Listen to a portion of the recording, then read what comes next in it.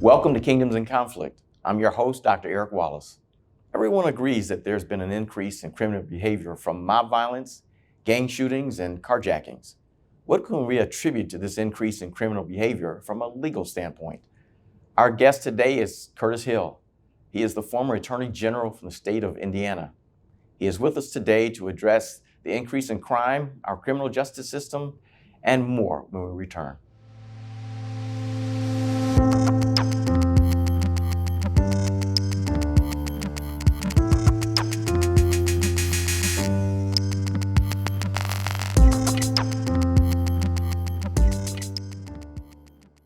Join us for the 5th Annual Black Conservative Summit at Tinley Park Convention Center, September 8th to the 10th, to hear from guest speakers like Dr. Ben Carson, Dr. Vodi Bakum, Larry Elder, Todd Ricketts, and many more. Go to blackconservativesummit.net or text FREEDOM to 877-425-2104 to register today. That's FREEDOM to 877-425-2104.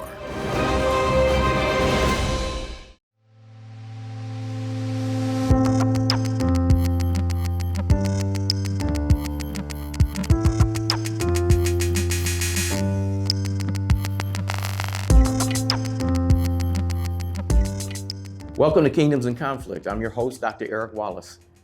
We're privileged to have with us today the former Attorney General of Indiana, Curtis Hill. How are you doing, sir?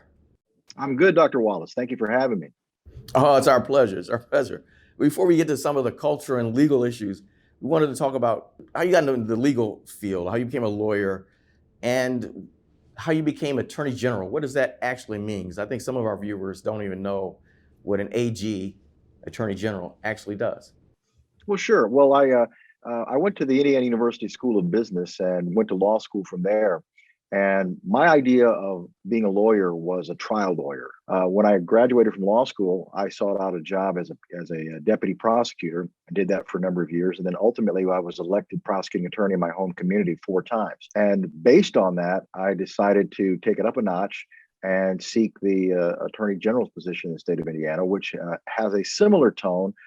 There are distinctions, but basically the Attorney General for a state is the chief legal officer of that state, has some similar duties to prosecuting attorney, in many instances more of a corporate counsel for the state in that sense. And while the Attorney General is not the executive decider, not the governor, the legal apparatus does come into play in many issues and provides the Attorney General with an excellent platform to weigh in on the legal issues and the justice issues of legislative policy, as well as executive branch policy. Everyone seems to agree that there's an uptick in criminal behavior. What do you attribute to the increase in this criminal behavior from a legal point? I'm not asking you to psychologically, step outside your field, but legally, what do you think are some of the reasons for this uptick? Well, there's no question that in the last year, crime has increased dramatically in most major cities across the country. I think 30% is about the average.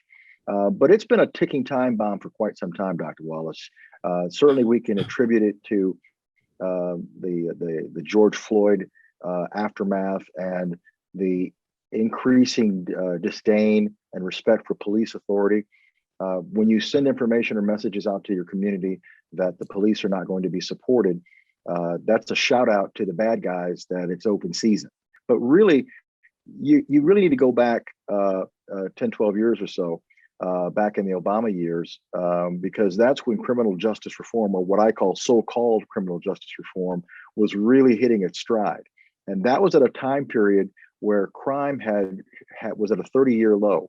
Over a 30-year period, murder and violent crime had dropped 50% over that period of time. And yet there was talk of sentencing reform because the mantra was, we're locking too many people up. We're putting too many people in prison. Well, at that time, I said that was the wrong question. The question is, do we have the right people in prison? Because it's not an issue of how many, it's which ones. If one of the things that we have to understand about the criminal justice system is this: The vast majority of criminal activity in any community is committed by a very, very small number of people. Right. The vast majority of crime is committed by a small number of people. Therefore, if you deal decisively with that small number of people, what happens to crime? Crime goes down because you're nailing the people who commit the crimes over and over and over again. The reality is most of the people that we're sending to prison are 3, 4, 5-time felony offenders, repeat offenders. And that's the key, repeat offenders versus first timers. And oftentimes those who are activists in the area of criminal justice reform, they focus on an offense and suggest that that offense should somehow be adjusted. And they don't focus on the offender and how many times that person has come before the court system. What does criminal justice reform really look like, and how do we address the idea that it needs to be reformed in the first place? Well, there's a few numbers that help us illustrate this. 13, 35, 50, and 90. 13% of the population in this country is Black. Everybody knows that. 35% of the prison population in this country is Black. So right there is an argument that people make that to suggest that we're putting too many people, too many Blacks in prison. If 35% of the population in prison is Black and 13% of the population is Black, that's way too much. Most people would say that. But if you continue on with my illustration, 50%, I think the number is closer to 56% now, 56% of all homicide victims in the entire United States of America are Black. 13% of the population Black, but 56% of the murder victims are Black. Right. And then the most damning statistic is 90% of those who killed them were they themselves Black. Right. So we have to focus on the actual crimes that are committed. It's not enough to suggest or say that too many Blacks are in prison. We have to understand what's at the core of why there's too many Blacks in prison. Are there too many Blacks committing crimes? So from the standpoint of reform, we can look at it from a couple of different approaches. Some of the approaches have looked at it from, in my view, reducing accountability, just cutting sentences or changing what's no longer, having something that was against the law today and it's not against the law tomorrow so that we can change the outcome. That's not the point. Real justice reform is identifying ways in which we can target individuals who've been placed in the criminal justice system and provide them with appropriate services and opportunities for reform, to make sure that we don't have recidivism, to make sure that that pattern of behavior, that person who is a 3rd-time felony offender, 4th-time felony offender, 5th-time felony offender, that's what we have to attack. It's directing our attention at reform in the incarceration structure, not keeping them from getting incarcerated if they deserve it, but once they deserve it and it has been applied, making sure that it's applied fairly and making sure that we have plenty of opportunities for people to work themselves back into society in a positive manner. Interesting thing as I look at it, and I'm glad you brought that up about changing laws, because that's what I think that's what's really driving the whole, make marijuana legal in the States, because a lot of folks have said, well, a lot of Black people end up getting arrested for having marijuana, and let's just make it legal. So then, you don't have to worry about that anymore. Well, you always have to worry about that. I mean, first of all, it's a myth that we're locking up people for 20 years at a time for smoking marijuana. Most marijuana possession is a misdemeanor offense. And as a prosecutor, I can tell you, I never had a desire to lock somebody up for smoking marijuana. People who get incarcerated for smoking marijuana for long times, it's because they were placed on probation for burglary or some other violent offense. And while they were on probation, they were told not to smoke marijuana and they violated their probation. So there's that misnomer that we're locking up all of these people for marijuana. And the other misnomer is that marijuana intake is harmless. Well, Dr. Wallace, I can tell you that, first of all, the first thing that happens when you legalize marijuana is you're going to have a whole lot more kids smoking dope. That's going to happen. And marijuana is a gateway drug. It's also not the marijuana from the 1970s. It's highly potent, highly deregulated. So you're really asking for a major monumental problem of substance abuse if you set out as policy that a gateway drug like marijuana is now okay to use. That's not to suggest that we need to lock everybody up who's engaged in marijuana. We still need to maintain in my view, we still need to maintain the illegality of it, so that we don't suggest that it's okay for kids to use. But we have to do so in a smart way. And we have to, in my view, also, I think we need to do away with this whole concept of medical marijuana. I'll just tell you, I don't have a problem if marijuana goes through the FDA approval system and is determined to be through clinical trials effective at doing X, Y, Z for 1, 2, 3, and it's all documented. We have all the full disclosures. If they go through that process and create a medical designation for marijuana, I'm in. I'm okay with that. That's not what states are doing. What states are doing is having their legislatures just declare that marijuana is a medicine. And I don't believe that any state legislature has the right to declare a medicine or a substance a medicine just by fiat. Sometimes I feel as though, and this may be just a statement instead of a question, that liberals are interested, they show more interest in the criminal than they do in the victim. So they don't really think about, if this person goes back on the street, whether they're going to commit more crimes. And I think, as you said, this is not really criminal justice reform. This is just allowing people a slap on the wrist and then they're back on the street again. As if somehow our system, they would argue that our system, the criminal justice system, is creating more criminals or worse criminals. And others will say, well, our society, the lack of fathers in the homes, of the bad education, things like that are the ones that are helping to create this criminal element. How do you see that? Well, I think you hit it right on the head. The system has been under attack for a number of years through the accountability standard. The liberals, or those on the left, see crime as a product of society. So they're much less likely to accept principles that hold individuals accountable for their own behavior. Such and such committed a crime because look at all these factors going on in that person's background. Well, that all may be true.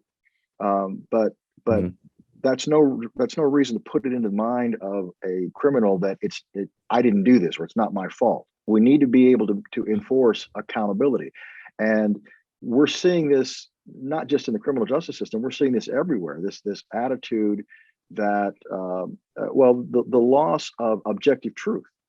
We're seeing it in many of our social settings, but objective truth is failing us in the law. The situation that you're about to talk to me about, Roe v. Wade, we're seeing an example of the loss of integrity, the disintegration of integrity within one of our highest institutions. And while it's a shock to some degree, it really is no shock, because no one is immune from this environment that we're living in today that suggests that there is no objective truth. One more question before we get to Roe v. Wade. I believe it was called broken. Is it broken windows? Where the idea is that let me let you explain it. Go ahead. No, the broken windows theory was the idea that you address the small problems, the little tiny things, like the broken window in the neighborhood, or the lawns that aren't mowed. That deteriorate neighborhoods and create an attitude of uncaring. That if you address these small things, it's leaving those small things unattended allows them to grow into bigger things. And I think that's absolutely true. We saw this work successfully back in New York City under the administration of then Mayor Giuliani, where New York focused on the real small things and turned a major criminal enterprise in the city of New York completely around.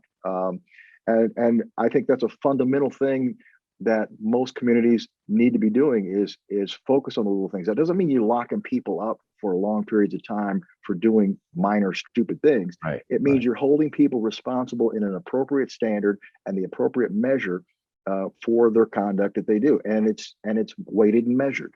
And they got highly criticized for that, but it actually worked, from what I understand. It worked. It worked. If you can change, if you could turn around a city like New York on crime, imagine what you could do to Chicago if you had the effective leadership in a city like Chicago that's just been running rampant for decades. Now, you had mentioned Roe v. Wade, the whole idea that the leak basically assumes that Roe is going to be overturned, but people are really upset about the fact that this was even leaked in the first place, that this is kind of Um, and I believe the Chief Justice has asked somebody, what is it, the marshal, to check in to find out how this was leaked. Do you know, first of all, what do you think about the whole fact that somebody, the Supreme Court, one of their folks, end up leaking this information? And then secondly, what can happen to that person? Because I've heard people saying that if one of the justices leaked it, that they could be impeached, or I don't know what the consequences are, but can you address that?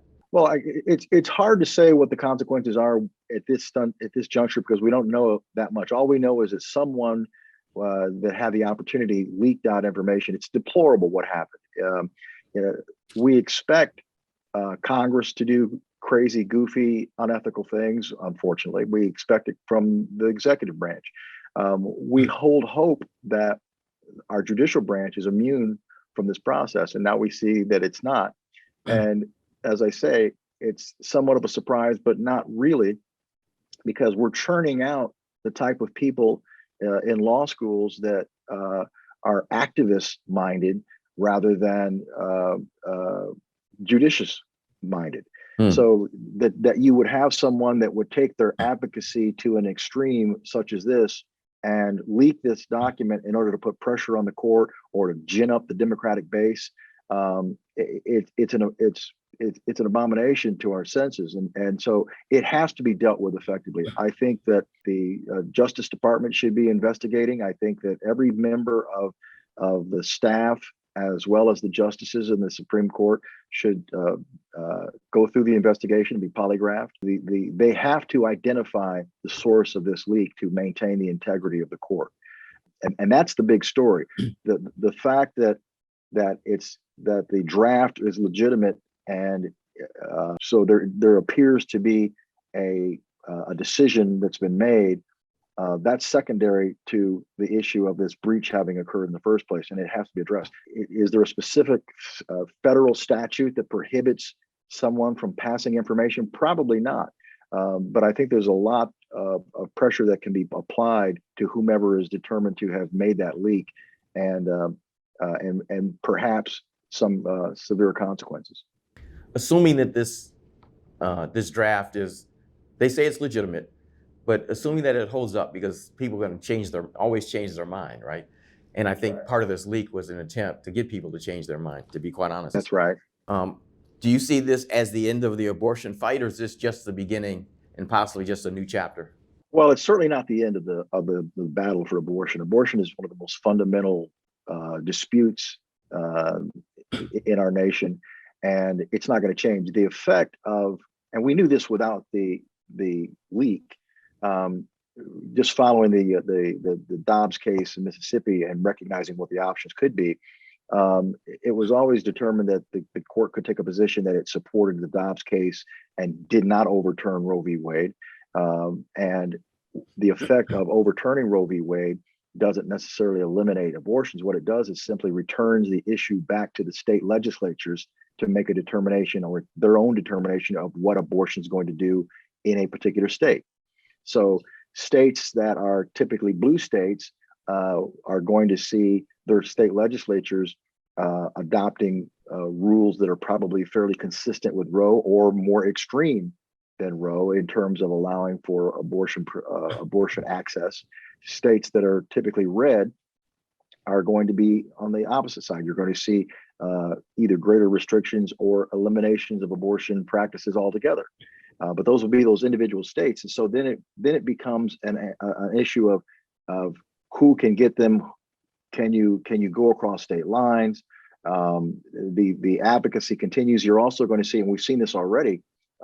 No sooner than the leak was announced, you have Democrats calling for legislation in the Congress and the Senate to codify Roe v. Wade now and make that happen.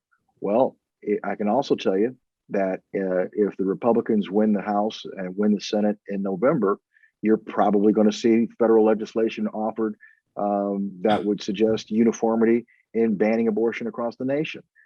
So this battle is going to continue. Hopefully, what can happen is we get into a more fundamental sense of what the battle is about. I'll tell you, Dr. Wallace, from my perspective, I wholeheartedly agree that a woman has an absolute right to do with her body or her reproductive rights, whatever she chooses, so long as it does not impact another.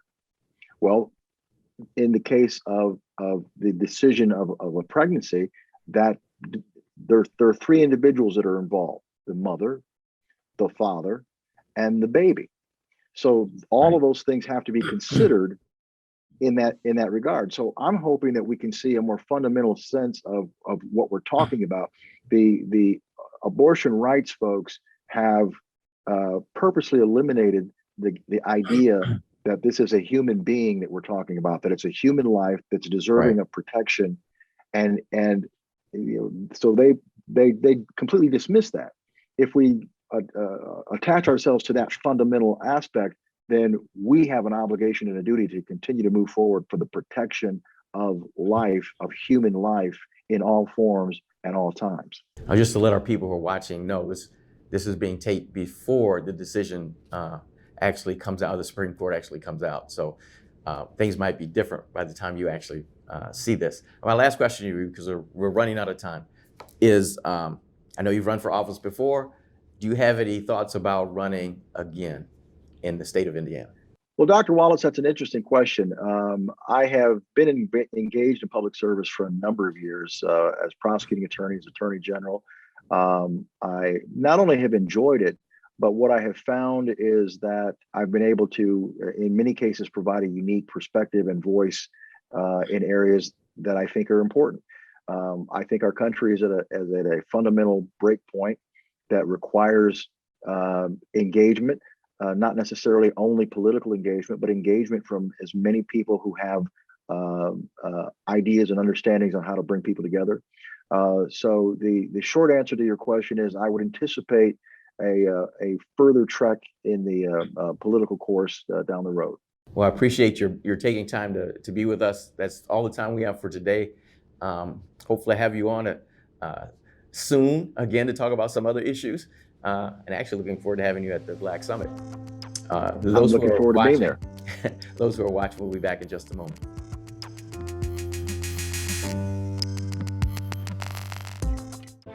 Rooted in the principles of responsible government, individual liberty and fidelity, strong family values, and economic empowerment, Freedom's Journal Institute strives to advance the kingdom of God through socio-political education and engagement rooted in a biblical worldview. We believe that when Christians, regardless of ethnicity, stand for what we believe in, actively engage in the political process, and prioritize biblical truth, then our country will change. Over the years, we have pledged as an organization to challenge liberal ideology with biblical, sound, conservative principles and values to promote a stable and sustainable family and society. Visit us at freedomsjournalinstitute.org or text KINGDOMS to 877-425-2104 to download our app and receive free access to our media and resources, along with regularly updated news, events, and information as it is available. It is time for us to rise.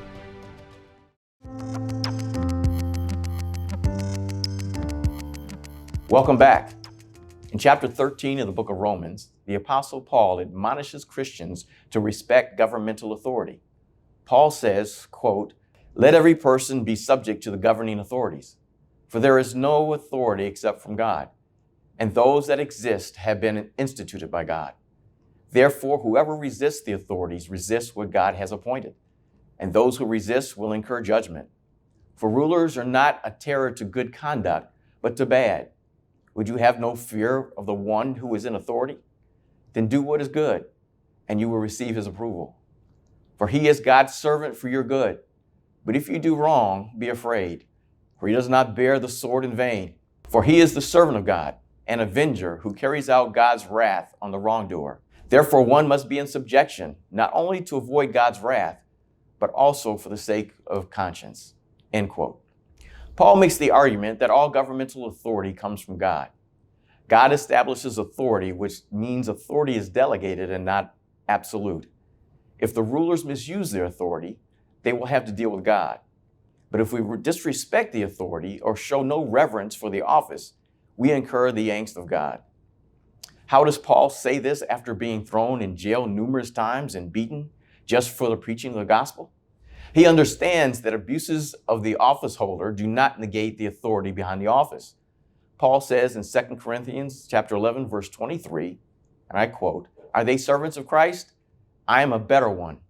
I am talking like a madman with far greater labors, far more imprisonments, and countless beatings, and often near death." Paul had experienced abuses by the government. But understand the context. In Romans 13, 1 through 7, follows the teaching admonishing Christians not to seek vengeance in chapters 12, 14 through 21. He mentions loving our enemies. Quote, "Bless those who persecute you. Bless and do not curse them. Live in harmony with one another. Repay no one evil for evil, but give thought to do what is honorable in the sight of all." End quote. Paul goes on to say in verses 18 through 21, and I quote, "If possible, so far as it depends on you, live peaceably with all. Beloved, never avenge yourselves, but leave it to the wrath of God. For it is written, 'Vengeance is mine, I will repay, says the Lord.'" End quote. To the contrary, if your enemy is hungry, feed him. If he is thirsty, give him something to drink. For by doing so, you heap burning coals on his head. Do not be overcome by evil, but overcome evil with good. End quote. Paul's argument is not to take matters into your own hands when evil is done to us. Why? Because it's the government's job to adjudicate judgment. We need to respect the government because it is there to keep order, and it is God ordained. If you break the law, you will be punished for it. Quote, "For rulers are not a terror to good conduct, but to bad." End quote. We are told to do what is good. However, verse 4 says, "If we do wrong, be afraid." Quote, "For he does not bear the sword in vain." End quote. Criminals who willfully break the law and flaunt authority do so at the risk of incurring God's wrath. God establishes the governmental bodies to deal out justice to evildoers. Paul is not saying that governmental officials are always right or just, but that they exist to keep order. And God intends for order to be carried out by the officials. If the officials don't do the right thing, they'll eventually face the wrath of God. Thus, our criminal justice system should be about dealing out justice to the wrongdoers. Attorney generals, the police, judges, and other law enforcement agencies are present to keep order and prevent chaos. What about Acts 5:29, which says, quote, "We must obey God rather than men," end quote. Paul doesn't address this. He is addressing civil law, violating the laws not to steal, kill, bear false witness, or in today's culture, burning buildings, pillaging stores, carjacking, and gang violence. If our governmental officials fail to do their job or defund the police so they can't do their job, we frustrate and handicap God's very institution to keep order and peace. The enemy understands this, so his minions prefer anarchy and not justice. Ladies and gentlemen, we are Kingdoms in Conflict.